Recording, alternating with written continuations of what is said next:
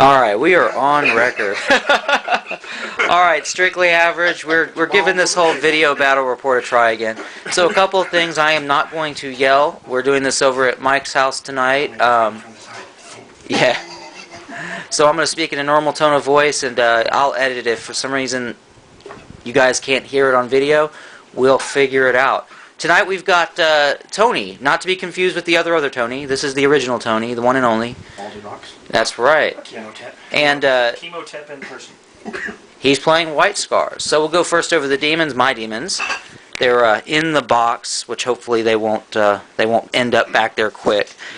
In this 1250 version of the demons list, we've got 3 Tzeentchian demon princes with bolt, 2 unit of 6 fiends, a 10-strong unit of bloodletters, 2 5 plague bearers, 1 herald on Jugger. 1250. So Tony, you want to go over your list real quickly? Yeah, it's Kasara Khan is my leader. He's got a command squad. The command squad, I got 2 Thunderhammers and 2 Lightning Claws with an Apothecary. And they've got storm shields. Right, they're all having storm shields. I've got 2 girls in the background, obviously giggling at themselves. Look here at the table. With City Fight terrain, and we're still doing the January objectives, so there's going to be an objective in the center of the table and an objective in the center of each of the 4 quarters. So Tony won the roll. He's forced the demon player to go first. So we'll hit this between rounds, talk about the high points, and maybe even talk about tactics. Real quick question. What? Is Will Ferrell your sergeant for these guys right here? It's like the Lost World out there. It is like the Lost World. Yeah, evidently everybody's decided that it's odd that I don't show faces, so I'm going to gratuitously record people on film. You said gratuitously. I did say Say gratuitously. words like that on this thing? Yes, as long as I'm not being snarky. So I'm trying to avoid the criticism that my last video engendered here. All right, so gentlemen, we'll see you in just a moment. What are you doing? Yeah, I'm probably taking it a little bit too far. All right, suffice it to say, we did not get our preferred drop. We 3 demon princes, Tzeentchian demon princes with bolt, and 1 unit of plague bearers. So Has a hammer. anyway, let's take a look at the battlefield. We had plague bearers that dropped over here, perfectly on target. Used the run move to run up underneath this cover. As you can see, snipers won't be able to shoot at them because the angle's too steep. Pretty important. It'll give me an opportunity, hopefully, to charge them next round. Over here, I clustered the demon princes so they could support one another. I also moved them on my extreme left flank because I'm really worried about his command squad. Last thing I need is his command squad running over and, putting paid to all 3 of my demon princes. But the demon princes dropped. 2 of them bolted his attack bike unit, knocking them into the dirt, and that's turn 1. So now we've got Space Marines. You're up, Tony. Here, and I didn't know if you wanted me to... No, that's fine. Alright, I've gone ahead and I'm taking some video of this. It's an interesting situation, so I thought I'd capture it and talk about it. We're in the Space Marines' first turn. This unit's the command squad. It's got Kasaro and a command squad accompanying it. The models each have storm shields. That's an invulnerable save. The rules say that when you're going through a dangerous terrain, you can't take cover or armor saves. It says nothing about invulnerable saves. Meaning, Kasaro was able to take his unit right through dangerous terrain with no concerns, and then of course assault the Demon Prince on the other side. Demon Princes can't go to ground, so they tried to soften me up with shooting first. No effects. Otherwise, we're going to see... Okay, Tony has taken his first turn, so let's take a look at the action here. We've got some interesting rules questions we'll get to as we swing to the left side of the table. Over here, the scouts had no shot on the Plague Bearer, so he wisely chose to run and got a nice little run move, putting him on the other side of the terrain. Tactically withdrew. Tactically withdrew. Ran. Marines don't run. Marines don't run. Troops choice over here, turbo boosted. We have the attack bikes that moved into position. I'm sorry, not attack bikes. This is the other half of the troop squad, and there is an attack bike in that squad. Anyway, this unit moved into position to take a shot at the Demon Prince. As we discussed in the little clip earlier, the command squad, which is right here, moved through terrain.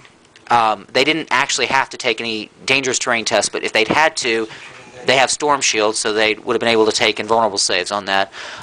Ultimately, they moved into position. Both units fired at the Demon Prince, which is around cover here.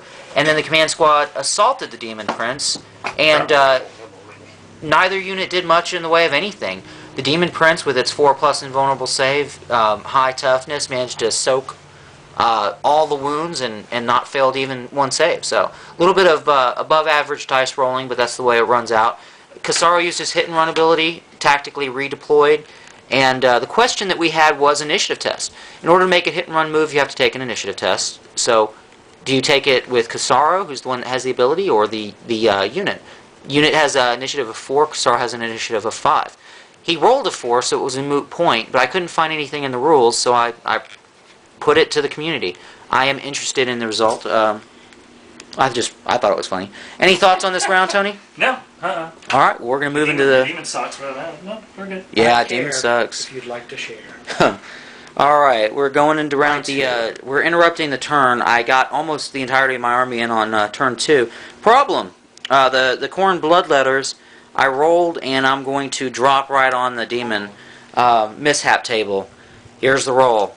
I've been rolling a lot of 1s lately. If you've seen the battle report that I had against Dale, I lost 4 units to Deep Strike mishaps.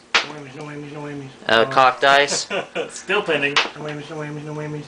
There it goes. Units we interrupt again. Here's the result of the Fiends deep striking. If I wasn't able to complete this circle on this model right here without touching the Demon Prince, I would have had to roll on Deep Strike mishap. So as you can see, it was close. It's a good thing that they don't allow 7 models in that unit. Isn't there a within an inch rule? No, it's Not his own model. not on my own model. Only Yeah, opponents. only opponents. It says if I can't Deep Strike and form, the Deep Strike formation without touching impassable terrain Don't or my grab own me. You models. put miniature representation for your other unit that was there. That's pretty much all that's left. It's just Is that my prize for losing a unit again to the Deep Strike mishap? Yeah, Bloodletters are gone. Evidently they had something better to do. So let's complete the round. The Demons just went. As we talked about in the 2 drops, we lost our Bloodletters with our Herald on a disastrous drop. The only thing we have in reserves now is 1 unit of Fiends. So let's take a look at the board. Plague Bearers, we had a successful drop right here, and in the run move we ran into the train. Here's the objective. That's their job, is to hold that. Fiends dropped over there, ran. We're trying to avoid a charge from this unit of troops.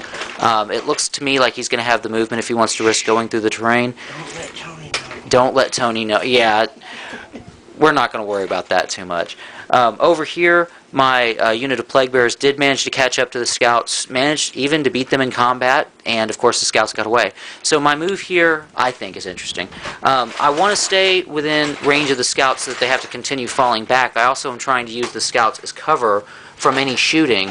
So I've tried to keep part of my unit in cover and then use the body of the Scouts to hopefully get cover and maybe block a little bit of movement from his bikes.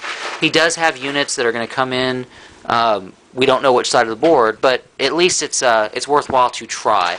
Over here on the left flank, DPs shot up the command squad. These 2 Demon Princes charged the command squad. We killed 2 models. They put a wound each on each of the Demon Princes. He did a hit and run, moved back over here. Space Marine. So what turn are we at? We're at bottom of 2 now. Space Marine turn 2. We'll see what happens. Okay, so bottom of 2 is come and gone. We're at the top of 3. Tony has had some success this turn. First of all, he had a land speeder that came in. It came on the flank he wanted. Killed 3 of the Plague Bearers. Scouts are still falling back, but they still managed to throw some bolt pistol shots into the Plague Bearers as well. This other unit came from the back, helped out. Basically, he needed to stop the scoot and push and also take out a unit of troops.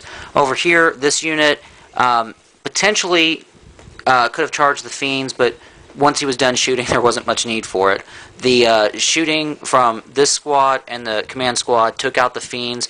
They followed it up with a charge and finished him off. So right now we're going into the top of 3. I have a unit of Fiends left in reserve. I'll need a 3 or better. Hopefully I'll get them in. Difficulty with fighting Tony's army is his mobility. It's difficult also with the command squad, the hit and run. A lot of points in 1 unit, but the unit's been surprisingly effective at hitting and running. killing everything but your boss. Yeah, killing everything but the boss. Any thoughts on that round, Tony? Huh? We'll see what happens.